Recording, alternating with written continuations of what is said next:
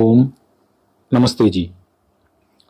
अभी तक हमने कारकों में कर्ता कारक का अभ्यास थोड़ा सा किया है, उसके बारे में थोड़ा हमने समझा है।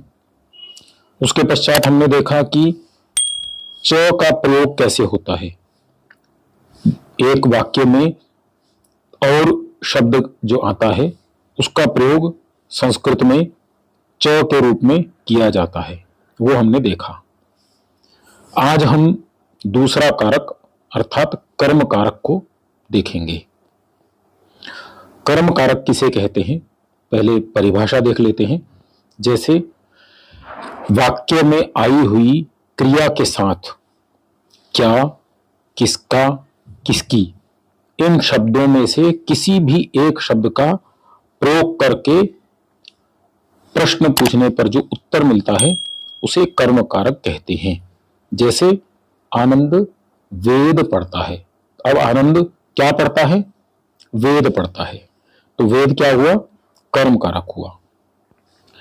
इसी प्रकार थोड़े और वाक्य देखते हैं। तुम दोनों मटके को छू रहे हो। किसको छू रहे हो? मटके को। तो मटका क्या हुआ? कर्म हुआ। पाचक हलवा पका रहा है। क्या पका रहा है? हलवा। तो हलवा कर्म हुआ। ग्राहक कुर्ता देख रहा है। क्या देख रहा है? कुर्ता। तो कुर्ता कर्म हुआ। वे सब पाठ पढ़ रहे हैं। तो पाठ पढ़ रहे हैं। क्या पढ़ रहे हैं? पाठ। तो पाठ क्या हुआ? कर्म।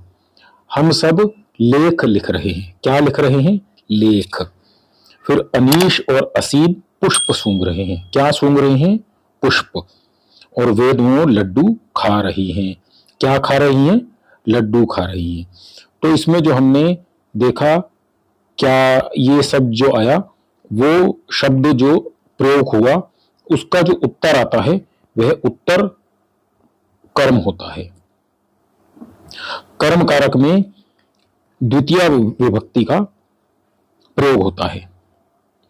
जैसे अब हम फल के रूप देखते हैं। फल जो हम साधारण भाषा में फल लेते हैं उसके रूप जो बनते हैं, पहले हम शब्द को देखेंगे।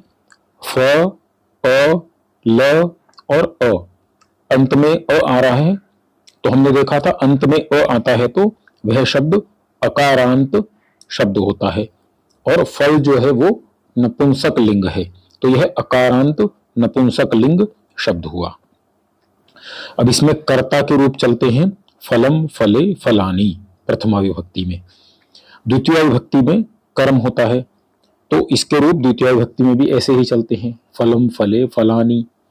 फिर तृतीय विभक्ति, यह हम आगे पढ़ेंगे। फलेन फलाभ्याम फलैहि, फलाय फलाभ्याम फलेभ्यः, फलात् फलाभ्याम फलेभ्यः, फलस्य फलयोः फलानां, फले फलयोः फलेषु, हे फल, हे फले, हे फलानी। तो इसको थोड़ा थोड़ा आप स्मरण करते जाएंगे, नहीं तो पढ़ते भी जाएंगे तो भी अच्छा है। अभी हम प्रथमा विभक्ति और द्वितीय विभक्ति का एक वचन, द्विवचन और बहुवचन यह देख रहे हैं। इसी प्रकार जल एक शब्द होता है, उसको अगर हम देखेंगे तो जल शब्द में 4 वर्ण होते हैं। ज, अ, ल, अ। यह अकारांत नपुंसक लिंग शब्द है, क्योंकि इसके भी अंत में अ आ रहा है तो अकारांत हो गया। अब इसके रूप कैसे चलते हैं? जैसे फल के हैं वैसे ही चलेंगे। जलम जले जलानी, जलम जले जलानी, जलेन जलाभ्याम जलैहि, जलाय जलाभ्याम जलेभ्यः, जलात् जलाभ्याम जलेभ्यः, जलस्य जलयोः जलानां, जले जलयोः जलेषु, हे जल, हे जले, हे जलानी। इसी प्रकार कुछ और शब्द हैं जो अकारांत नपुंसक लिंग कहे जाते हैं।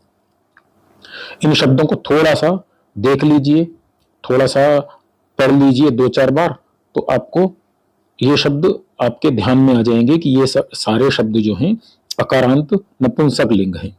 साधारण भाषा में हम इन शब्दों को प्रयोग भी करते हैं।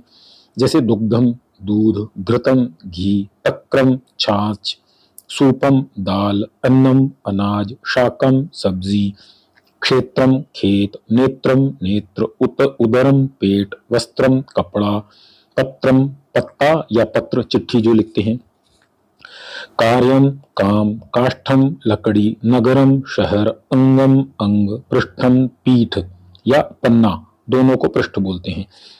करगलम कागज, कागदम कागज, द्वारम दरवाजा, स्यूतम थैला, मिष्ठान्नम मिठाई, चमसम चम्मच, यज्ञकुंडम यज्ञकुंड, पुस्तकम पुस्तक, पिंजम स्विच, जो हमारा लाइट का स्विच होता है ऑन ऑफ का, उसको पिंजम बोलते हैं। पिष्टकम आटा, सुपिष्टकम बिस्किट, सु मतलब अच्छे प्रकार से जिसको कर दिया गया है तो सुपिष्टकम बिस्किट। दूरदर्शनम टेलीविजन, समाचार पत्रम समाचार पत्र, वनिता स्यूतम अर्थात पर्स जो हमारे पास होता है महिलाओं का या पुरुषों का, उसको वनिता स्यूतम इस प्रकार कहा जाता है। तो ये सारे शब्द जो हैं ये सब अकारांत नपुंसक लिंग शब्द हैं। अब इनमें किसी भी शब्द के आपको जो हमने रूप पहले देखे वैसे बनाने आने चाहिए, और धीरे धीरे बनाएंगे तो आपको बनाने आ जाएंगे।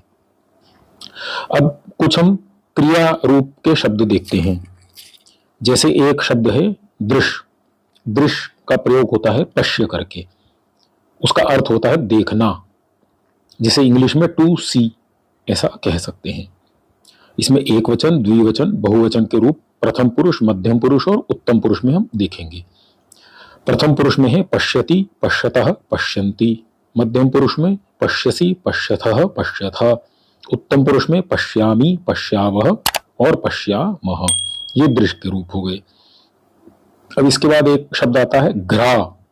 इसके शब्द के रूप बनते हैं जिघ्र अर्थात सूंघना, टू स्मेल।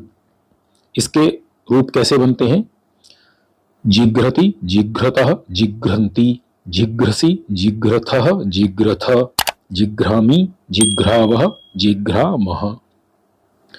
तीसरा शब्द आता है तिष्ठ। स्था को बोलते हैं तिष्ठ। तिष्ठ मतलब रुकना, टू स्टैंड। इसके रूप कैसे बनते हैं? तिष्ठति, तिष्ठतः, तिष्ठन्ति, तिष्ठसि, तिष्ठथः, तिष्ठथ, तिष्ठामि, तिष्ठावः, तिष्ठामः। इसके पश्चात अगला शब्द आता है पृच्छ। पृच्छ अर्थात पूछना, टू आस्क। इसके रूप बनते हैं पृच्छति, पृच्छतः, पृच्छन्ति, पृच्छसि, पृच्छथः, पृच्छथ, पृच्छामि, पृच्छावः, पृच्छामः। तो इस प्रकार हमने ये 3-4 शब्द देखे जो क्रिया में प्रयोग होते हैं। देखना, सूंघना, खड़े होना, पूछना, और हमने थोड़े से अकारांत नपुंसक लिंग के शब्द रूप देखे। तो इनका थोड़ा सा आप अभ्यास कीजिए, जिससे आपको आगे की कक्षाओं में जो अभ्यास चलेंगे वो समझने में आसानी होगी। तो आज की कक्षा इतनी ही रखते हैं। धन्यवाद। नमस्ते जी।